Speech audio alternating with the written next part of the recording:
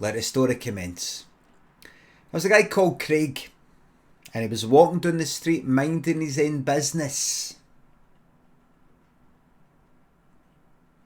He tripped up. Did the wee stumble sort of thing, look behind at the pavement slab, you know, in case anybody was looking, so he could look at the slab and, you know, it's no me that tripped up, that tripped me up, that kind of thing, like, what's that all about? But by turning it around like that and doing that, he didn't see what was coming, which was a wee guy swung down low for him with a crowbar right at his shins, like that.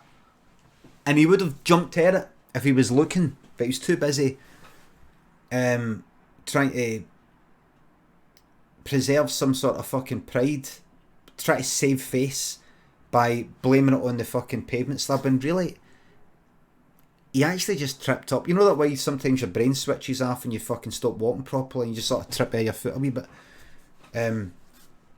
What he didn't see, by looking back, he failed to see the wee guy right in front of him with a crowbar swinging for his shins.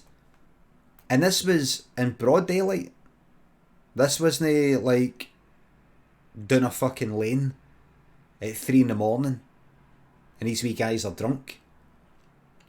That's just one wee guy by himself. 2 o'clock in the afternoon. Just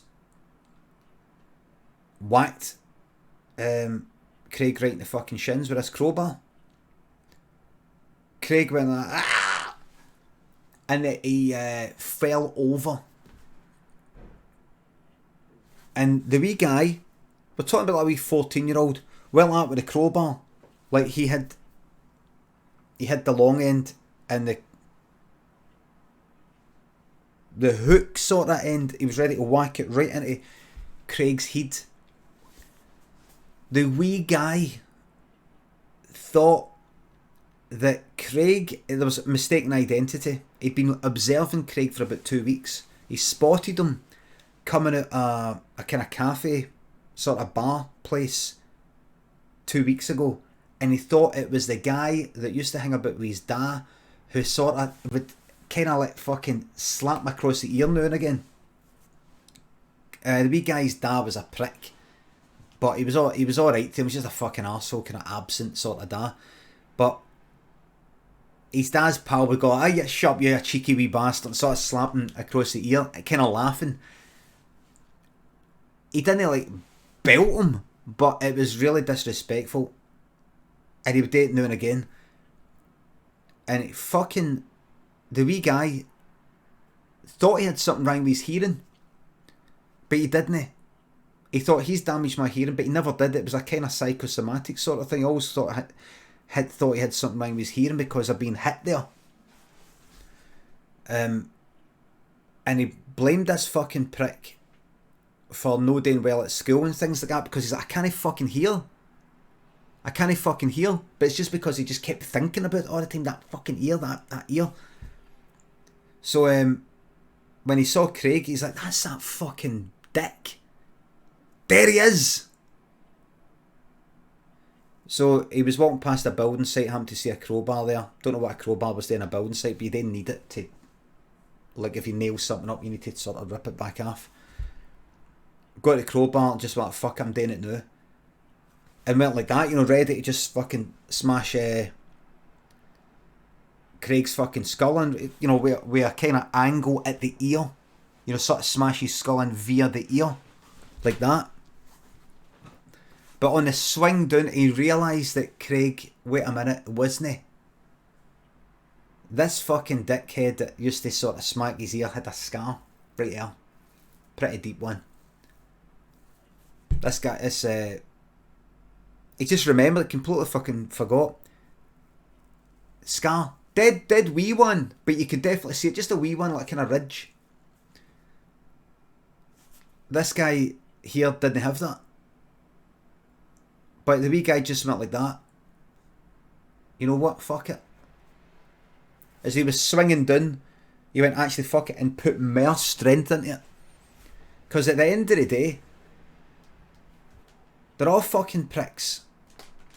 They're all pricks. They're all fucking arseholes at the end of the day.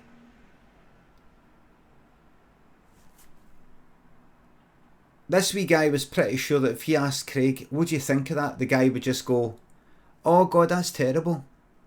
Oh, I hope you're alright. The guy shouldn't have done that. Anyway, you have a nice time. No. This wee guy wanted more than that. So he just fucking brought that crowbar right down onto Craig's skull and fucking splatted his fucking brain everywhere. He went to jail. 14 years old. Juvenile place. He got 12 years. And seeing that fucking jail, he met some troubled boys, some violent boys who'd been through similar fucking shite. And see, when that wee guy was ready to open up and tell his story, his pals went like that.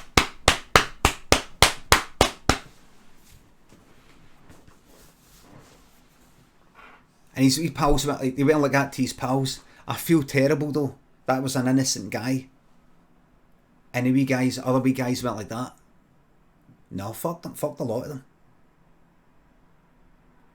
And the wee guy went like, I'm glad you said that because that's how I genuinely feel. That's how I genuinely feel. Fuck the fucking counsellor that comes to visit. Fuck the fucking judge. Fuck all of these cunts. And they all said to each other, see when we get out, let's fucking give them hell. Let's give them hell. And the wee guy went like that. Can he fucking wait? Can he wait? When you a year. When you I'm out in a week. When you got another 5 years. We'll fucking meet up. And we will like all date at the one time. Don't be out of sync. Don't one of you date and then you get put back in just as another one's getting out. That's like an Overwatch. Where you all go in one but one. No, group up. Group up and we're all going into one team. What? Everybody keep your noses clean. Behave yourselves. When we all get out, make sure there's at least, right, hold on, you, 1, 2, 3, 4, right. Make sure there's about 10 of us here. Make sure we're all here. And we'll fucking make a right good fucking weekend there. Right? Aye. The end. For now.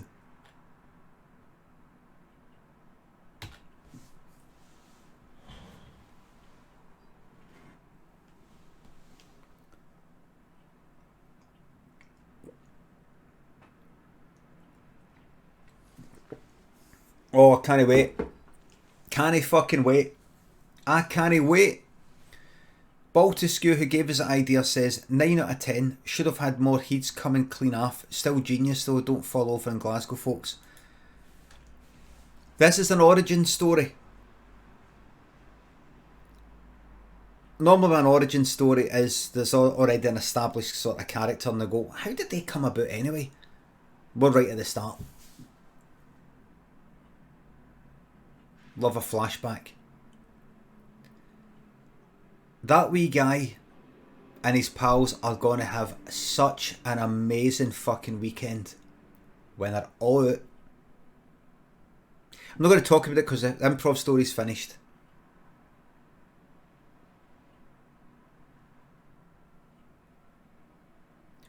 As for Craig, he's a fuck man.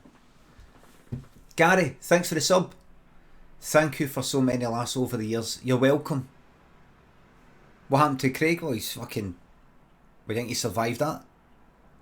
You don't survive that sort of thing. Jay, thanks for the sub.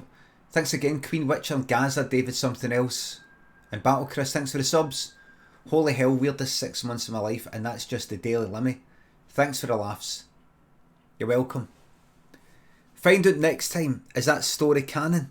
Oh, it's canon. Oh yeah, all these stories are canon.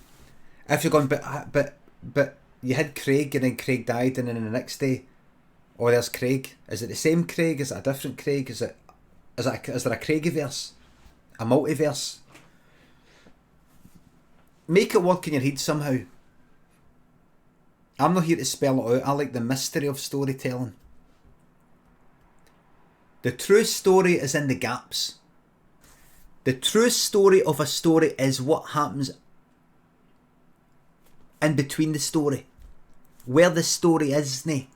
Where the story isn't.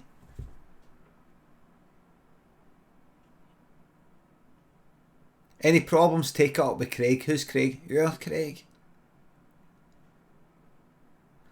Battle Chris, thanks for the 6-month resub. Holy hell, weird. Oh fuck, that's you again. Remember, if you think about space, or all the planets and the stars and all that, it's amazing, isn't it? What's amazing about it, what you're forgetting about, is the space.